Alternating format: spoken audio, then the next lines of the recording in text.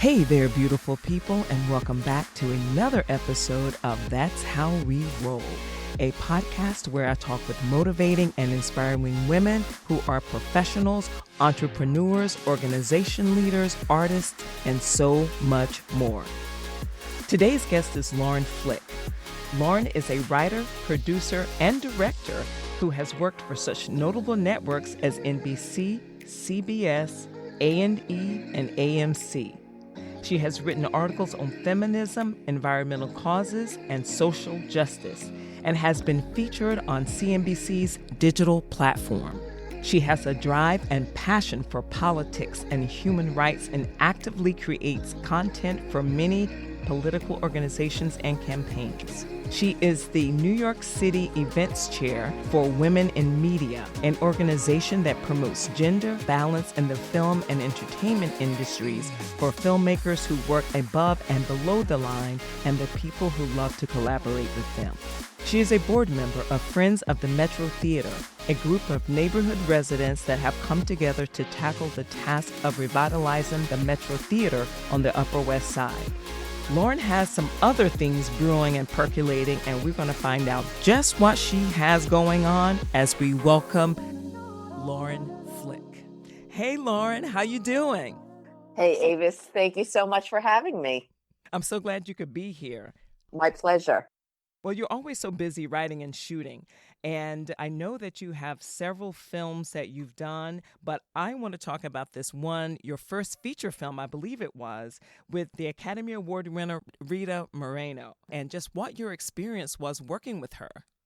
Oh, well, sure. The film was called Play It by Ear. So, is amazing. You think you work with incredible actors, and then you see someone of Rita Moreno's level come in and read one of your lines and take it to another place, and it's quite humbling. I made that film with Rita and some amazing other actors, Michelle Hurd, Jennifer Mudge, Chris Coffey, Josh Stamberg, a lot of great New York actors. And that was in 2005. And it was an incredible experience. It was the first feature that I completed and did it all on my own and learned a lot of valuable lessons.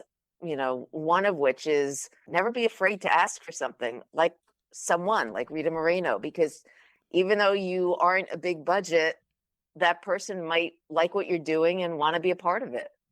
So you can't be afraid to have someone say no to you. If you never ask, then you never know. Without question. And you'd be surprised how many people wouldn't mind helping. I've done other readings on other scripts and pilots I've written and certain things that have not had backing, but I wanted to try and get a name attached. Actors want to act, and I don't have to tell you that. And if they like the material, then quite often they can get around the poverty in hopes that they'll help take the project somewhere. Yeah, that's very true, because that comes up with another question about challenges that we all have them, as an actor and as a filmmaker, because you have to get your whatever project you want to go on, you want to get it funded. So sometimes you have to set up, like some kind of GoFundMe or something. So those are all challenges that we all face. And so did you have to raise your own money for this particular project? For this particular one, I did. And I did a ton of bartering. I mean, I had incredible professionals working with me for whether it was a director of photography who was great, who had done many TV shows, many shorts, hadn't done a feature film. So for him, it was an experience to say, all right, I'm going to shoot a narrative feature, and this will be a good sort of dry run for me. We were able to take a lot of talent that was just around this city, this great city, and find people that just, if they connected with the material, then what could they get out of it? How could I help lift them? Perhaps there was a PA who wanted to be an AP, or perhaps there was the idea is let everybody get a little something more out of this than they came into it with. Aside from the experience, let them get a new title, let them get a new something under their belt. And I think that was one of the keys to getting it made. It is that you mentioned that because it's always good that people gain experience. They always say, we want you to do this, but you don't have experience. But helping other filmmakers or helping other actors create a piece of work, it does give the people that don't have the experience to do something an opportunity to actually do it and to get experience. And then it's easier for them to get the next job. And it's good for people with no experience, and it's good for people with experience, because again, maybe you've produced documentaries but you haven't had much in narrative, or perhaps you've only pulled focus but you haven't been able, it could take a professional up a level, and it could take someone with no experience and give them a taste of what that's like. And for someone starting out, it could also help them decide what areas they like and don't like in the field. Exactly. And I do find that a lot of people in the business, like you said, the DP, which is director of photography, people helping other people do certain things. And I think that that's good because every little project could be the next big thing. Without question. Yeah. And it's also, what is it bringing to you? So, what are some challenges, if any, did you face when you first started out and that you're still facing today? Well, when I first started out, there were many challenges because I started out as a lawyer. I did not start out going to film school. I always wanted to be in film and television, but it was just never something discussed in my home as a viable option. Apparently, only acquiring debt, only acquiring law school debt was an option. But my challenge was sort of familiarizing myself with the industry when you're coming from nowhere. And truthfully, I think that has been if I were to pick one challenge I've had throughout, is never even would have occurred to me to find a mentor back then, or to know that there'd be networks that you could appeal to. So the challenge was finding support and sort of finding out my way around. I think I lucked into a lot of things because there are different tracks you could certainly take. But then there's challenges, like you mentioned money earlier. When you have any project, money is always a challenge. I've worked for networks where money's less of a challenge and you're given a budget to create things, and that's exciting. But maybe the challenges are more on the network side and limiting your creative vision. But I would say my biggest challenge that I faced in general in this industry was finding someone who could guide me along this road, this landscape. And what I learned from it is that you do better when you find some people, like-minded people that can help you, that you can help, because we only rise when we help one another. That's very true. Now, you mentioned mentor, and this podcast is about being a role model and being a mentor to other women. And you mentioned mentor. Now, you don't have to name the name, but you said you wish that you had a mentor. So have you met anyone now that is a mentor to you or role model to you that you wish that you had known in the beginning? Because who knows, you might have chosen a different path. You might have been in one of those big networks, the head of some network. But did you find this mentor or role model? Yeah, the answer is no. The answer is I wish. I think there's also this idea that you can only get a mentor when you're in your 20s. Well, I'm a woman of a certain age, and I'd still love someone to help guide me. And that's why I join organizations like Women in Media and look to my peers to say, have you gone down this road? How would you handle this? But I really think that when I was starting, which was in the late 90s, I did not have any background in entertainment. I didn't know anybody in the business. And I applied for a job from the New York Times. I wish that it had been encouraged when I was going to school. I wish that there was some kind of mentorship program so I could actually talk about the things that I was interested in. And maybe it would have made my journey a little shorter. Maybe it would have been, you could play Monday morning quarterback, right? From here till the cows come home, and you don't know what could have been. But I think it would have just been a little more of a comfort to not just fly blindly, which is Yeah, what I felt like I did for most of my career, which is just taking chances and seeing how they washed out.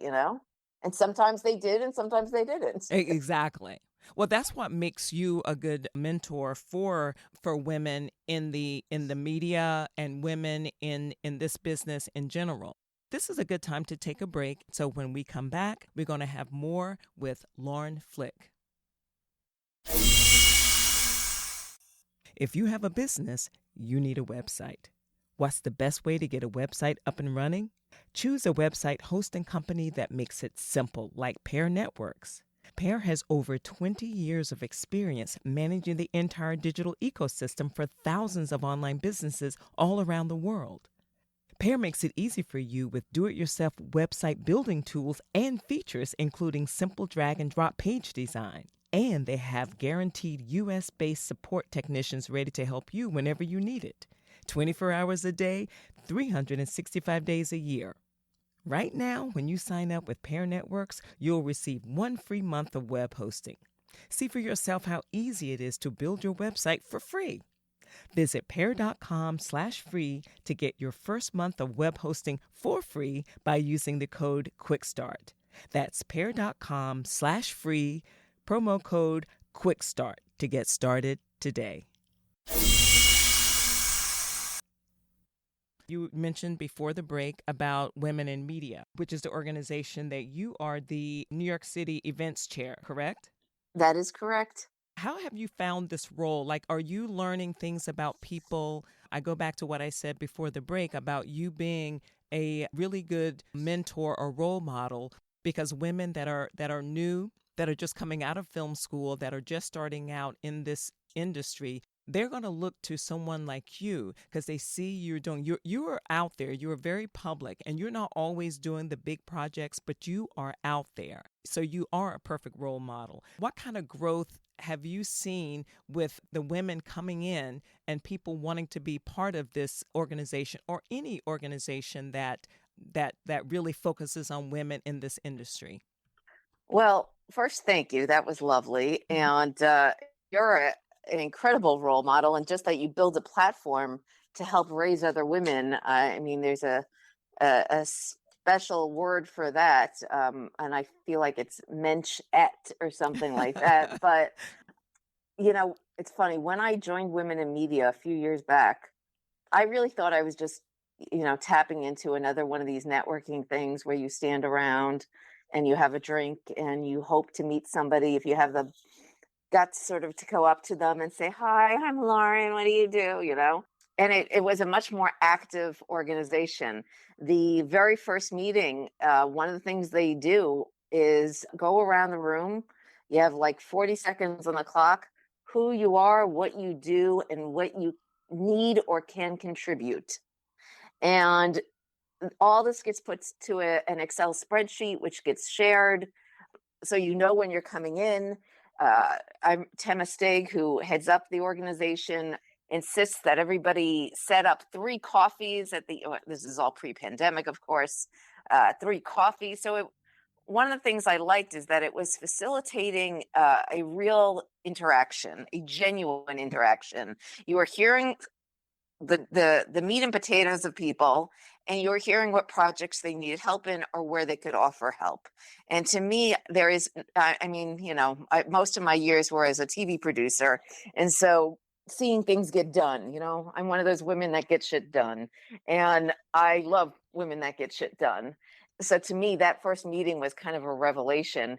And so when I found out they didn't have a New York City chapter doing that regularly, I said, I want to head this up.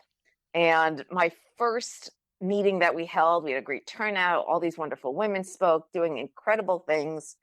And I guess maybe a month or so later, we had a cocktail or networking night. And so many women came up to me to tell me that they had gotten work from that event. And some of it was paid work, and some of it was, just experience. A woman got a job. She's a musician, and she scored a short film.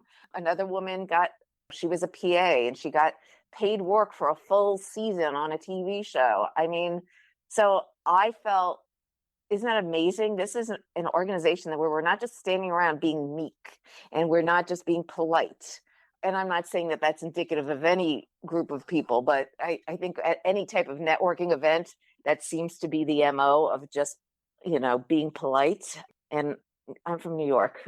Again, I don't like to play games. If you want to get something done, let's do it. And so to me, that's what spoke about this organization. And I think as far as other organizations, I know your organization is very active and doesn't just work on gender, but it works on ageism and racial issues. Mhm. And I so appreciate it, because I am such a strong believer in diversity is the key to everything. I don't want to hear from 20 something white men all the time. But Yeah. you know what? Every now and again, yeah, I would like to hear from a 20 Mhm. something white man. Right. I want every voice to be heard. But at the same time, so few of women's voices get heard that part of me feels like, Justice Ginsburg, when she was asked how many women, will it be enough when how many women are on the Supreme Court? And, they thought she'd say like half. And she was like 9. And they're like, 9. And she said, no one questioned it when it was 9 men. So I know we have so far to go in this industry. And I probably lost your question. I'm Well, sorry. no, that was oh, that was perfect. Because I mean, I know that we've discussed the organization that I am a longtime member of and a current co-president, Women in the Arts and Media Coalition, that you and I, with Women in Media, have talked about, just the meeting of the minds, just to try to bring some type of connection to, because the mission is the same. It's women and getting women working, basically, and make sure that women have a voice and that they are not always doing something. I do like the fact that you said that people got work when you had that networking session, and that women actually met someone and they followed through and they got work from that. But personally, I'd like to see, there's so many women organizations, and that's one of the reasons that I wanted to connect with you on the outside, prior to the podcast, to just try to figure out how we could, on a regular basis, keep women keep women working with each other and keeping other organizations in our minds, because there are so many organizations out there with the mission is the same. And I just feel like that we should all somehow or another be able to create some type of same mission, because the mission is the same, and it is consolidated to maybe 25 events, so that we can all not be so separated. I guess that's basically what I'm saying. Well, I think that's a beautiful vision. I think that's going to be a little harder in Yeah. practicality. But one thing that I did when I had my events, I've had mixers with other groups. Like we did a Barnard alumni entertainment women's group. I'm saying that wrong, but that's basically it was a great organization. And so we did a working evening with them, and it was fantastic.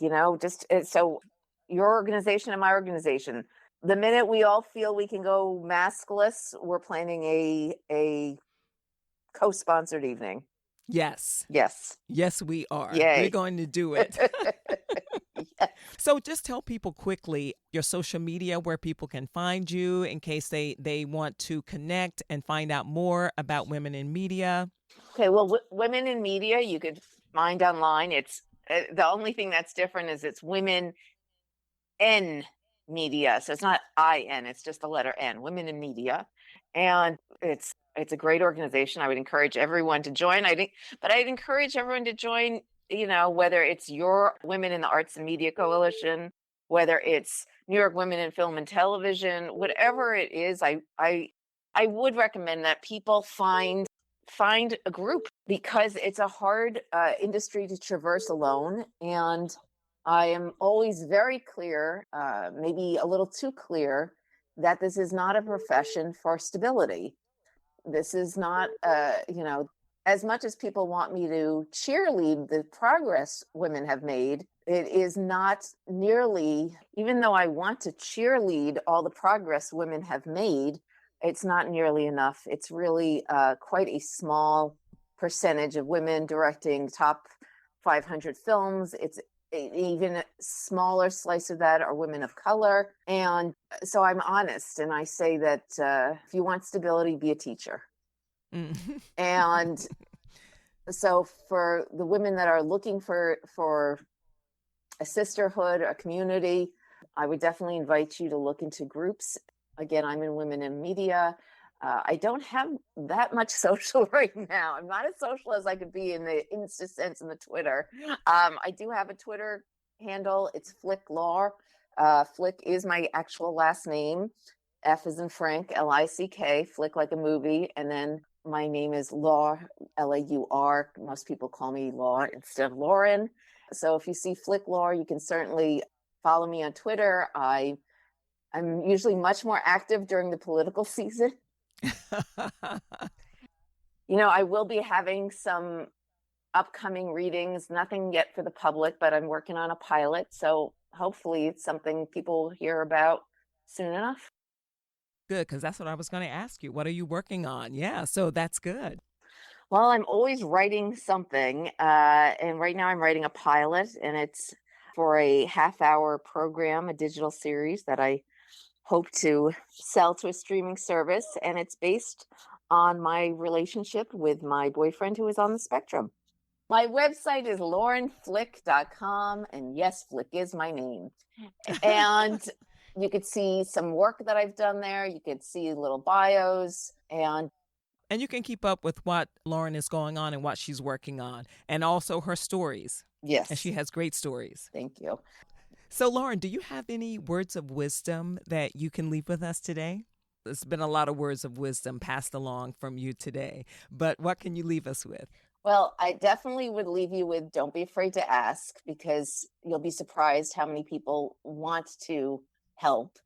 And then the second thing I'm going to say is a piece of advice my dad gave me many moons ago that I still find rings true in so many areas of life. And that is something that he knew from golf. It's also used, I think, in tennis, and I use it in every area. And it's called follow through, because he used to say when you're swinging the club, where your club lands is going to tell you what direction your ball is going. It will tell you if you drove it down the middle of the fairway. How you land with that club is going to tell you everything. And I find that in this business, so many people talk a good game, but so few people follow through.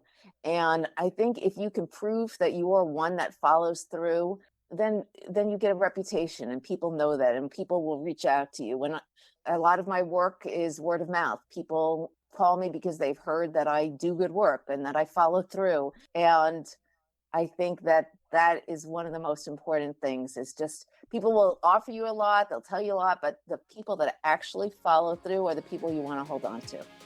You are exactly right. I guess Daddy was right. I guess he was, yes. Follow through is important. It's just as important as even saying, yes, I'm going to do whatever it is. Lauren, thank you so much for stopping by today. Thank you so much for sharing your journey with us. And I wanted to say, make sure that you like, subscribe, and share the podcast.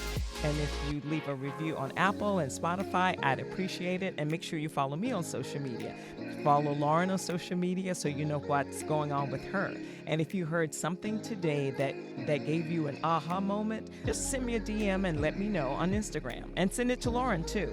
And I want to know what sparked your interest. And thank you so much for tuning in. Lauren, I'm so glad that you stopped by today, that you spent time with us. I really appreciate you taking the time to be here. Avis, you are one of the good ones. You are creating, your voice is creating a space for women to be heard and women to build community, and I applaud you.